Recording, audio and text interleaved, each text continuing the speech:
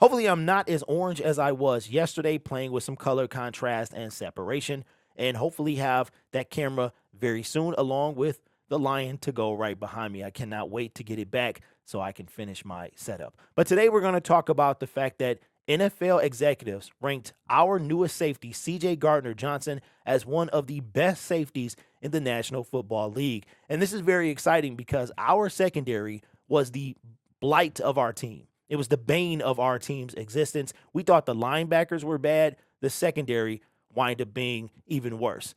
And not surprisingly, very few people in that secondary survived the retool. We wind up getting rid of Jeff Okudah, Amani Oruwariye, brought in, we got Kirby Joseph in his second year, a healthy Tracy Walker, Brian Branch, who probably won't even start, and CJ Gardner-Johnson. So our secondary, when it comes to our defense, will be one of probably the brightest spot on our defense. But according to Jeremy Fowler with ESPN, here's what he is saying, where CJ Gardner-Johnson ranks on the list of safeties, and this was all done by NFL executives, and this is where they ranked CJ Gardner-Johnson, and here's what he had to say. CJ Gardner-Johnson of the Detroit Lions, highest ranking 4, lowest ranking out of the top 10, age 29, last year's ranking unranked. Says after 3 seasons as a hybrid slot corner safety in New Orleans, the Eagles acquired Gardner-Johnson via a trade and played him as a full-time strong safety last season. The payoff, he tied for the league with 6 interceptions, despite missing 5 games due to injury. Yet somehow a top 10 safety was available on a 1-year, $6.5 million free agency deal to Detroit. And here's what the executive had to say. Says, watch, he'll go to Detroit, make every play, and get paid next year. And an NFC executive said it was his first year playing safety full-time, so teams wanted to see him do it twice. People don't always trust what they see, but don't get it twisted. He's worth his weight in gold.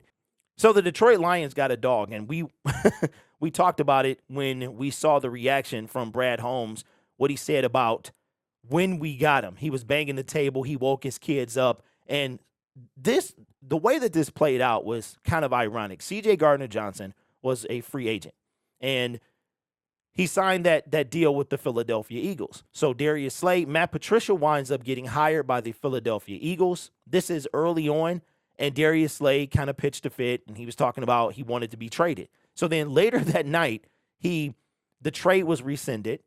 They signed him to like an extension a couple days later, and who was out? The odd man out, CJ Gardner-Johnson. But according to this NFL executive, since it was his first year going safety full time, they wanted to basically get a bigger sample size. And that's why they were waiting, I guess, as far as the other teams around the National Football League. Now, Gardner had a stellar 2022, and I think he's going to be fantastic for the Detroit Lions in 2023. I think we saw Jalen Waddle, Tyreek Hill, hard guys to cover. I think that even though those are elite talents, we're going to see a tremendous upgrade in our secondary. Listen to what we have. We have Kirby Joseph.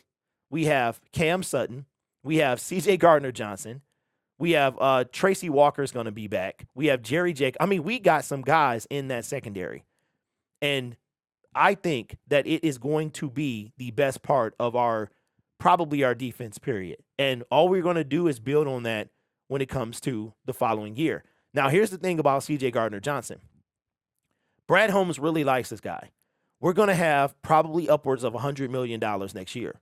If he balls out here, he could get a huge deal with the Detroit Lions. The odd man out next year could probably be Tracy Walker. I'm sure the Detroit Lions somewhere in his contract have an out next year. Tracy Walker could be the guy that is shown the door. But I think CJ Gardner-Johnson will ball out. He'll show our defense will be completely overhauled from it last year. And the thing about when you have a secondary that is different from what we had last year, a good secondary, a great defensive line can make an average secondary better, and a great secondary can make a less than stellar defensive line all of a sudden great. If those guys are sticking to their receivers, next thing you know, Aiden Hutchinson doesn't have near misses. He has sacks. He could have 14 or 15. It was a lot of near misses.